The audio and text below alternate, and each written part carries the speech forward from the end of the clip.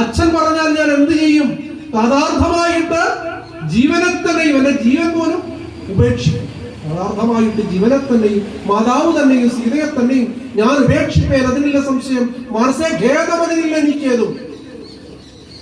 രാജ്യമെന്നാകിലും താതൻ നിയോഗിക്കും, രാജ്യം എന്നാലെന്നറിയ നീ മാതാവ്.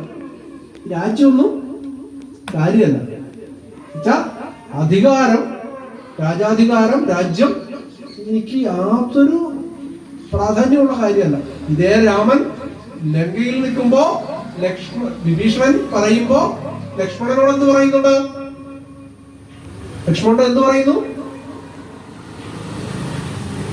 അഭി സ്വർണമയീ ലങ്ക നമേ ലക്ഷ്മണ രോചതേ ജനനീ ജന്മഭൂമിസ്ഥ സ്വർഗാധിപതിരിയസി. അധികാരമാണെന്നല്ല പറയുന്നത്. പെറ്റമ്മയും പിറന്ന നാടും നമ്മുടെ മണ്ണ് തന്നെയാണ് നമുക്ക് ഏറ്റവും നല്ലത്.